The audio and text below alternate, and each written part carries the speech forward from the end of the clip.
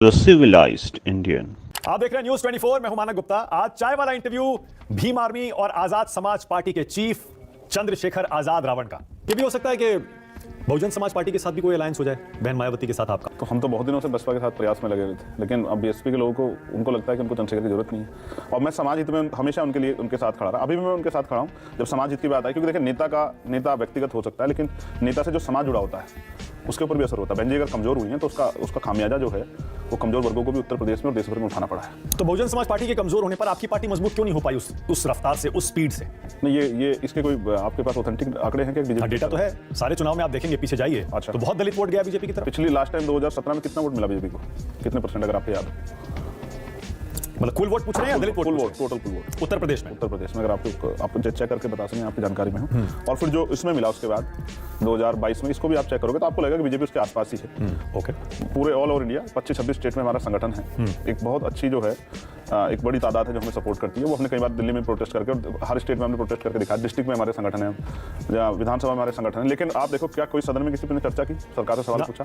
ना यूपी के सदन में, ना आप दिल्ली के सदन में पूछा नहीं गया ना। इसका मतलब जब समझ मेरे जैसे व्यक्ति के लिए कोई बोलना चाहता तो आम दलित के लिए कोई बोलेगा क्या? आप मुसलमान के लिए, पिछड़े के लिए कोई बोलेगा क्या? क्यों आपके पीछे कोई खड़ा नहीं हो रहा? हमारे लोग मेरे साथ खड़े हैं, बहुत है ना। ये जो आप ये नीले रंग का साफा पहनते हैं, शॉल पहनते हैं, कभी पगड़ी भी पहनते हैं, इसका क्या राज है? नहीं, ये नीला रंग समानता का रंग है। तो बाबा साहब अम्बेडकर ने नीले रंग को प्राइड दी थी। वो नीले रंग का कोट पहनते थे, नीला, और ये नीले झंडे को वो करते थे। नीला झंडा हमारे आंदोलन का प्रतीक है, तो इसलिए ये समानता का रंग है। हम समानता के पैरोकार। तो ये नीला रंग समानता का प्रतीक है और मैं समानता का प्रबल समर्थक हूँ। जब आप जेल से निकले थे ना, तभी मैंने आपका इंटरव्यू किया था। हाँ, मेरे याद है आपको? नीले कलर की शर्ट में था। यस। और तब भी आप ऐसी मूंछों पे ताप दे रहे थे और मैंने आपसे पूछा था कि आपने ये क्यों किया। मैंने पूछा क्या ये संदेश ये है कि मैं डरता नहीं हूँ? तो आज भी नहीं डरता। इतनी ताकतवर सरकार यूपी में और केंद्र में, फिर भी आपको डर नहीं लगता? मैं तो भारतीय संविधान की वजह से ताकतवर, और वो सरकार भी संविधान की वजह से बनी है। लोकतंत्र है, जनता जिसके साथ खड़ी हो जाती है वो ताकतवर हो जाता है। जनता जिनके साथ है वो ताकतवर है। जनता अगर जिस दिन उनके पास चढ़ेगी वो भी मेरे जैसे हो जाएंगे कमजोर।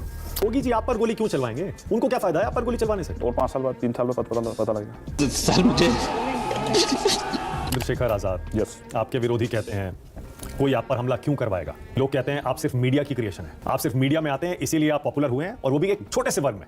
वोट आप 10,000 नहीं ले पाते।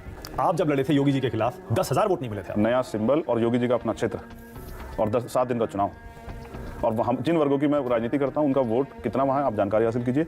और एक भय का माहौल लोगों में कि अगर मुख्यमंत्री के खिलाफ जाकर वोट करते हैं और वो सरकार में आते हैं तो बहुत नुकसान उठाना पड़ेगा। क्या देश की प्रधानमंत्री इंदिरा गांधी चुनाव नहीं हारे? क्या अटल बिहारी वाजपेयी चुनाव नहीं हारे? क्या शीला दीक्षित चुनाव नहीं हारी? बिल्कुल हारी। और योगी जी, क्या योगी जी हार नहीं सकते चुनाव? लोकसभा हारे नहीं थे क्या वहाँ? उपचुनाव में लोकसभा हारे नहीं क्या? तभी तो योगी जी, आपने पूछा कभी योगी जी से भाई लोकसभा कैसे हार गए थे? आप तो इतने बड़े नेता हो। जो आदमी 5 साल से चीफ मिनिस्टर है उसका कितना तो प्रभाव अपने क्षेत्र में होगा। लेकिन मैं वहां जाके लड़ा इस डर के बावजूद कि लड़ना नहीं को चाहता। ये थोड़ा है क्या? दलितों की सबसे हितैषी पार्टी कौन सी है? आजाद समाज पार्टी। सामाजिक संगठन भीम आर्मी। दलितों की सबसे विरोधी पार्टी कौन सी है? भारतीय जनता पार्टी। योगी जी को 10 में से कितने नंबर देंगे सीएम के तौर पर? गोली लगने के बाद पहले बाद में दोनों बता दीजिए। माइनस। देश का सबसे बहादुर और जुझारू नेता किसे मानते हैं? बहुत बढ़िया, मुझे पता था आप अपना ही नाम लेंगे। मोदी को कौन हरा सकता है? ये समय बताएगा। योगी को यूपी में कौन हरा सकता है? हम लोग हरा देंगे ना 2027 में, आप देख लेना। हम लोग मतलब कौन? कोई एक या गठबंधन? गठबंधन भी हरा देगा, और हम कोशिश कर रहे हैं कि वो बड़ी पॉपुलेशन को तैयार करें। अखिलेश जी हरा सकते हैं क्या? अकेले नहीं। बहुत बढ़िया। अब मैं कुछ नाम लूंगा और जो पहला शब्द आपके जहन में आता है आपको वो बोलना है। ठीक है। रावण। हिस्टोरिकल बहुत कुछ है सीखने के लिए उनसे। बहुत बढ़िया। भगवान राम। कुछ चीजों को लेके बहुत कुछ उनसे उनके जीवन से भी संकल्प सीखे जा सकते हैं। नरेंद्र मोदी। देखो, नरेंद्र मोदी जी से सीखना चाहिए लोगों को। क्या?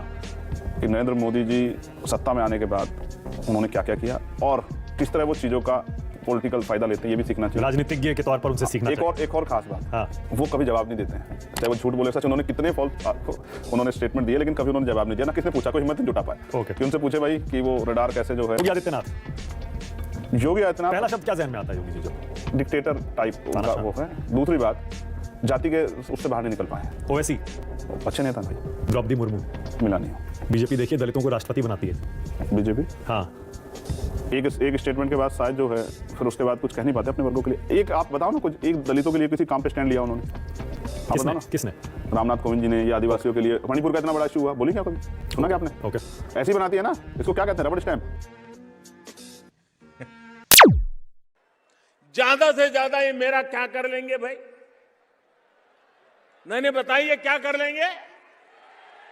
अरे हम तो फकीर आदमी हैं, झोला लेके चल पड़ेंगे जी। सच दिखाना आपको कोर्ट कचहरी के चक्कर लगवा सकता है। हाँ,